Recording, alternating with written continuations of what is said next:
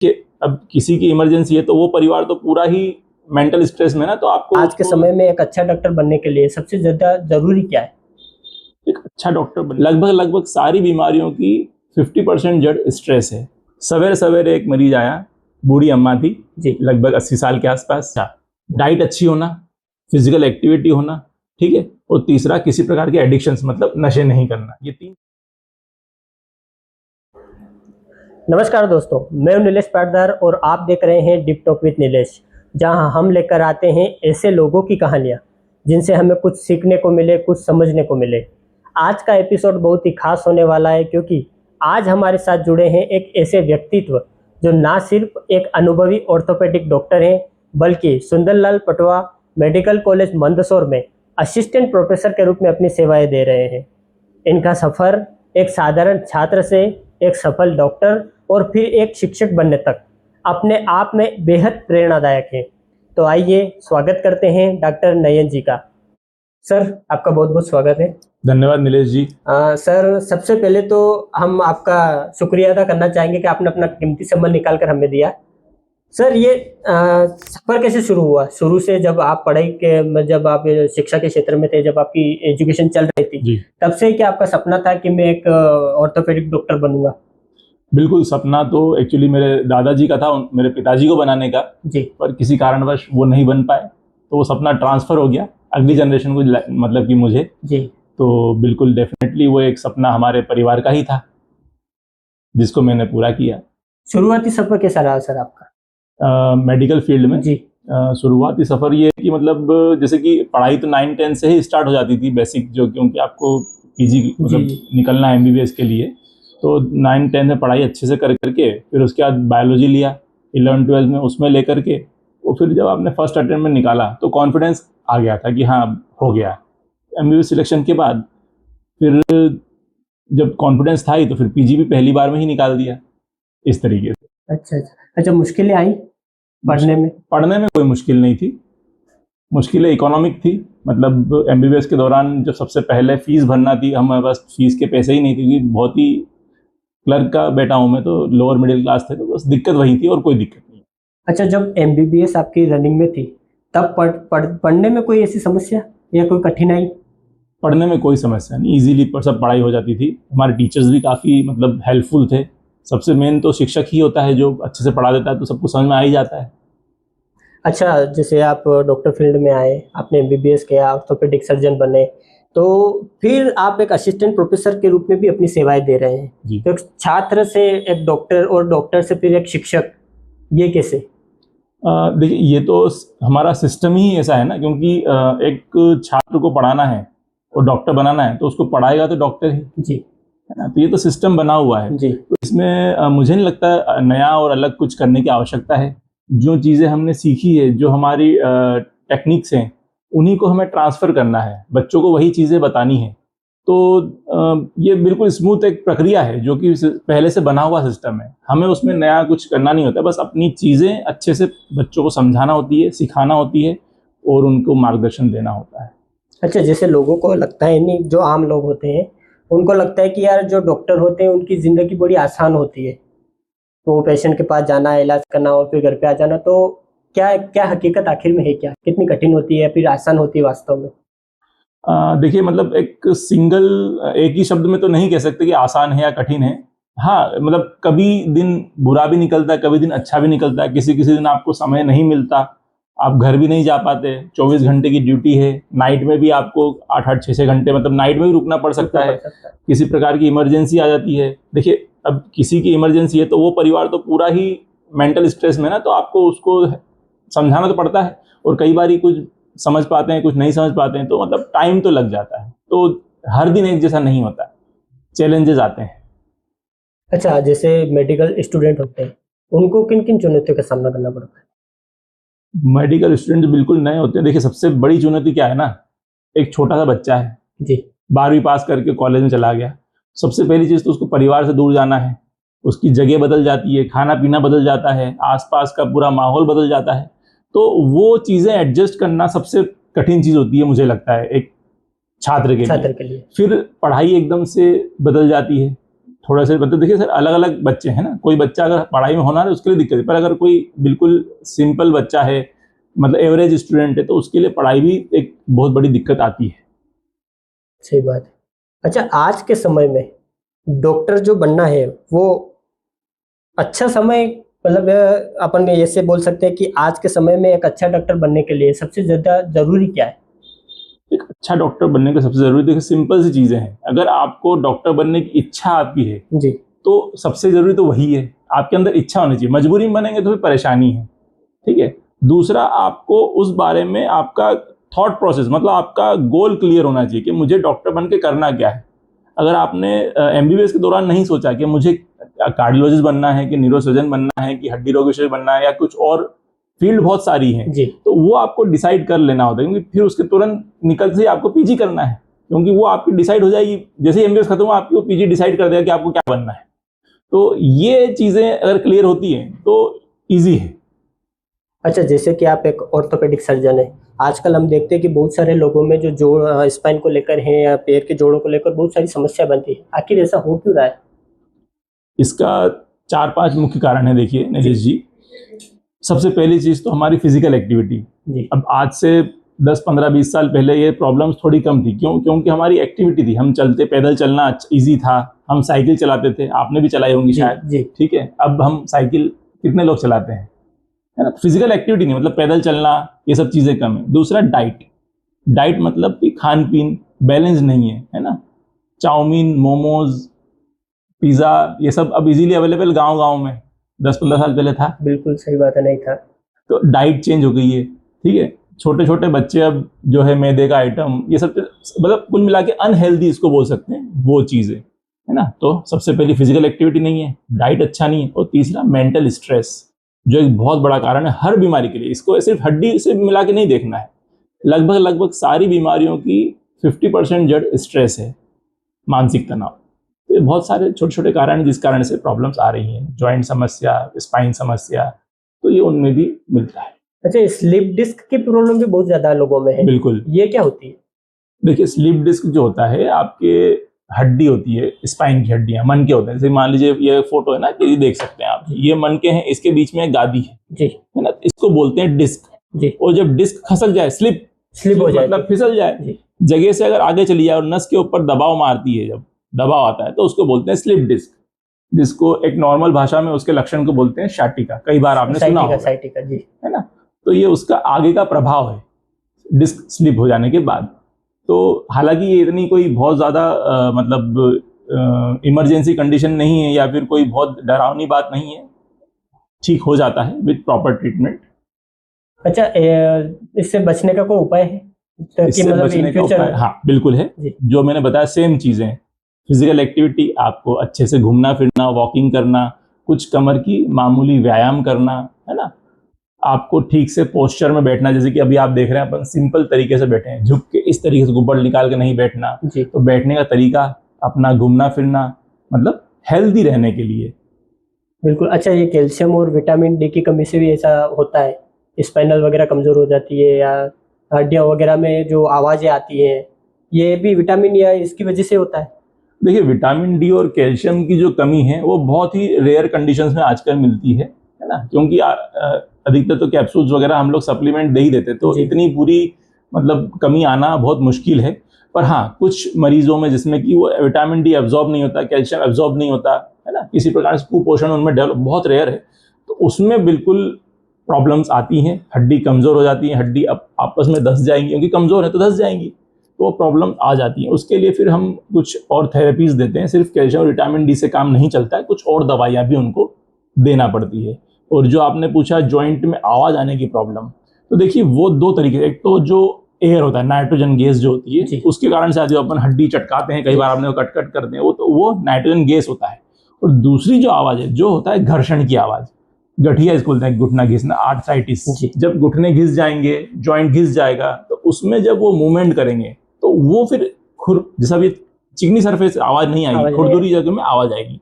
तो वो फिर आगे के लक्षण है, जैसे कि आपको बुखार आता है, मतलब कहीं इन्फेक्शन हुआ इसलिए बुखार आया है, तो वो जो आवाज आ रही है दैट इज बिकॉज ऑफ घुटना घिस गया है, वो अब खुरदुरा हो गया है। खुरदुरा हो गया है।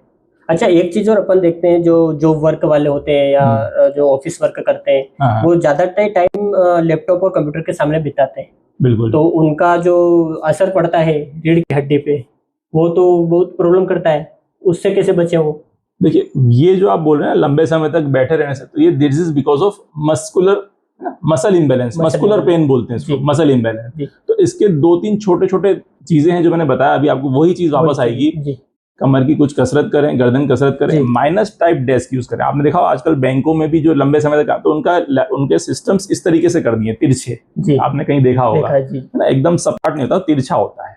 ठीक है, बैठक आप सीधी रखें, ठीक है, गर्दन के ऊपर स्ट्रेस नहीं पड़ता कि वो ऐसे तिरछा रहेगा। अभी ऐसे रहेगा तो आपको ऐसे देखना पड़ेगा। अच्छा, अपन एक चीज और नोटिस करते हैं कि अभी जो हाल ही में ट्रेंड चल रहे हैं जिम के, बहुत सारे जो युवा हैं वो जिम जाने लग गए हैं। जिम में उनको क्या सावधानियां रखनी चाहिए?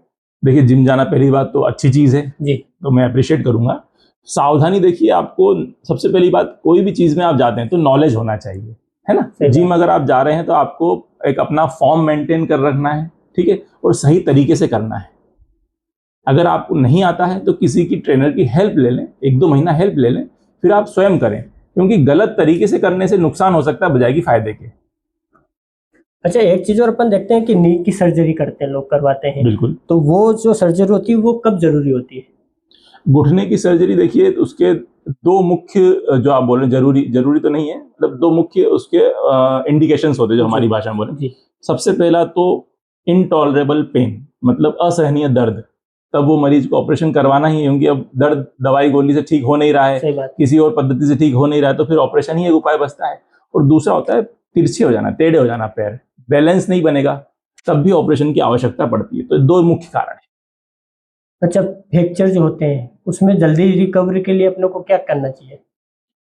अच्छा सवाल है, काम का भी है। देखिए, फ्रैक्चर अगर आपका है, जल्दी रिकवरी, देखिए जल्दी तो देखिए दुनिया में कुछ नहीं होता है, नंबर 1 चीज ये आप समझिए, है ना। जो प्रोसेस 1-1.5 महीने का है तो उतना समय लगेगा ही लगेगा, है ना।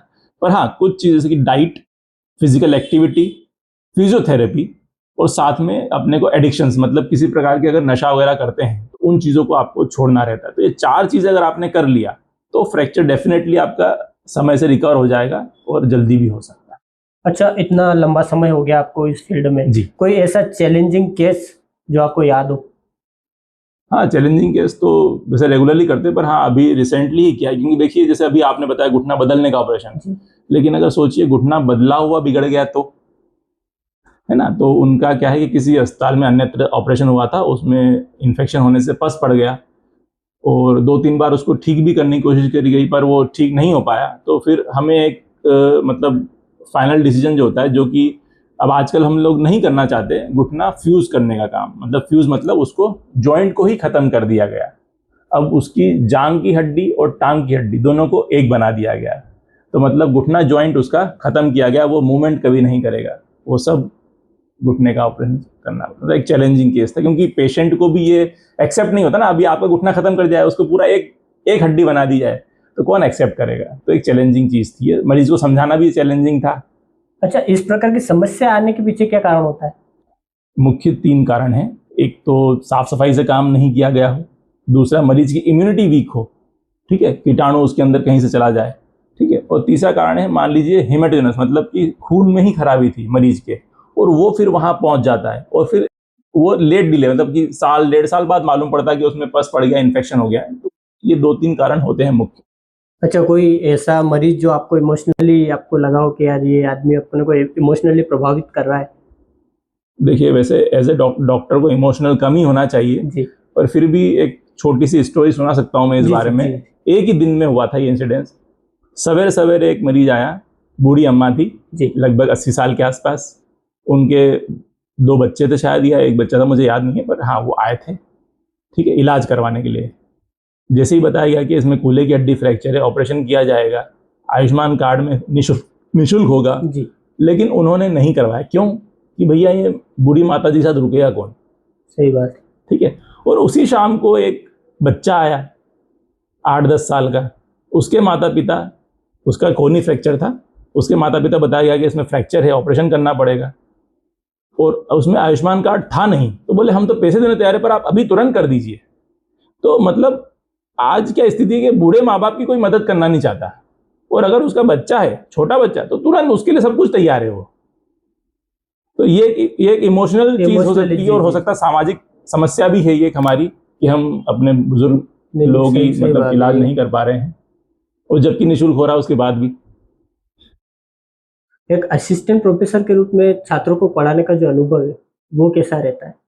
देखिए, जैसे कि मैंने बताया असिस्टेंट प्रोफेसर, उसमें हमको पढ़ाना ही है, और चूंकि छात्र हमारे अब क्योंकि वो भविष्य के डॉक्टर हैं जी, तो उनकी तरफ से भी मतलब डेडिकेशन डिवोशन रहता है, मतलब वो खुद भी चाहते हैं सीखना और कुछ नई चीज़ें समझना पढ़ना।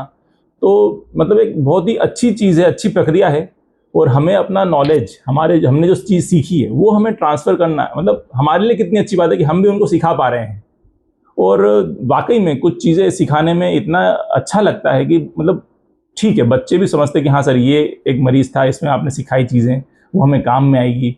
कुछ मरीज़ को भी फ़ायदा मिलता है क्योंकि 3 डॉक्टर उसके साथ में काम कर रहे हैं या 4 डॉक्टर उसके ऊपर काम कर रहे हैं, तो इसमें मरीज़ का भी बेनिफिट होता है। इस पढ़ाई की प्रक्रिया में सबका बेनिफिट है। अच्छा, आप भी सर मेडिकल स्टूडेंट रहे हैं, बिल्कुल। और अभी जो मेडिकल स्टूडेंट हैं जिनको आप पढ़ा रहे हैं, उस लाइफ में और अभी के मेडिकल स्टूडेंट की लाइफ में क्या अंतर है? देखिए, अंतर तो 4-5 तो बहुत बड़े अंतर हैं। जी जैसे कि टेक्नोलॉजी, जी, उस समय पे इस तरीके से हमारे पास व्हाट्सएप भी नहीं था। देखिए, समझिए ये नहीं बात। नहीं, सही बात मतलब व्हाट्सएप भी नहीं था, इंटरनेट तो कब इंटरनेट भी नहीं था, जी है ना? तो कुछ चीज़ें हमारे लिए इतनी इजीली एक्सेसिबल नहीं थी। जैसे कि मान लीजिए आपने अभी गूगल किया, फटाफट किसी बीमारी के बारे में यूट्यूब पे देख लिया, जी, तो हमारे लिए वो चीज़ उपलब्ध नहीं थी, हमें किताब ही पढ़ना पड़ती थी। ठीक है। दूसरा चैलेंज क्या था?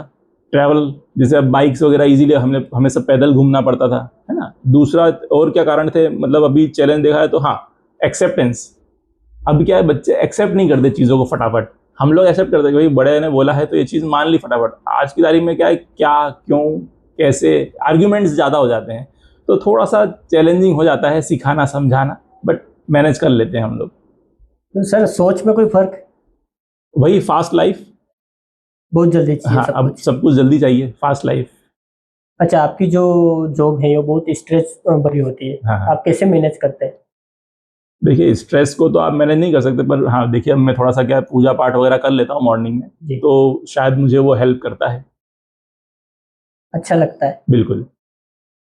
कभी ऐसा लगा आपको कि यार आज तो मेरे को मतलब डिमोटिवेट जैसा कि यार आज अच्छा नहीं लग रहा है, आज मैं ये काम कर रहा हूँ, ये आज शायद सफल होगा कि नहीं होगा, ऐसा कभी लगा?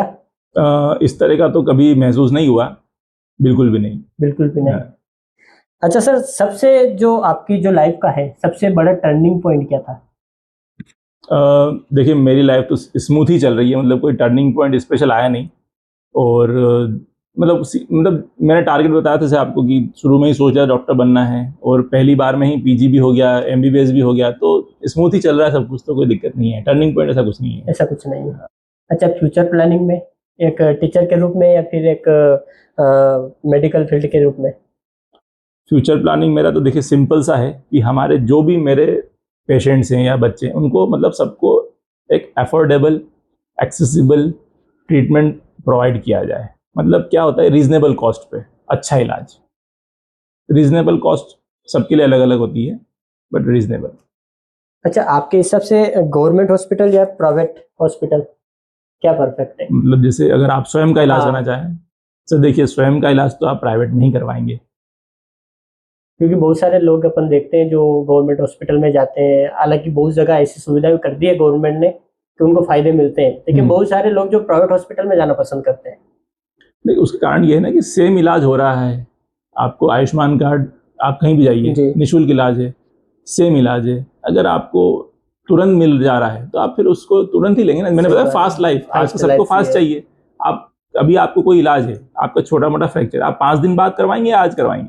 सही बात है। अच्छा, कोई ऐसी एडवाइस जो आप किसी हर पेशेंट को देना चाहें?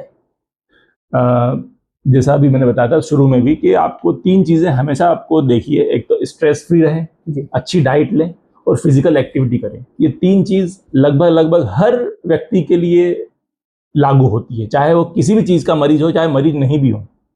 हमें मरीज नहीं बनना है ना, सही बात तो है। ये 3 चीज़ें सब पे लागू होती है। और पर्टिकुलरली मेरी फील्ड की बात करूं, जो मैं आपकी चैनल के माध्यम से सबको पहुंचाना चाहता हूं, जो खासकर हमारे छोटे बच्चों के लिए है और लगभग लगभग सबके लिए लागू होता है, कोई भी तुरंत की जो चोट हो, मान लीजिए कोई मोच आ गई या कहीं आपको लगा कि थोड़ा फ्रैक्चर भी हो गया है या कुछ भी हो गया, तो उसमें आप मालिश और गर्म पानी न लगाएं, आप उसमें बर्फ का सेक करें और उसको स्थिर रखें। मालिश और गर्म पानी नहीं लगाना, उससे एक तो इन्फेक्शन के चांस बढ़ जाते हैं जी, है ना, और वहाँ पे फफोले वगैरह हो सकते हैं, इन्फेक्शन अंदर जा सकता है, प्रॉब्लम्स बढ़ सकती हैं। तो इस सबसे बेस्ट होता है कि उसको आप बर्फ का ठंडा सेक दें और आराम। अच्छा, हड्डियों को मजबूत बनाने के लिए जो क्या खास टिप्स, 2 या 3 टिप्स ऐसे जो?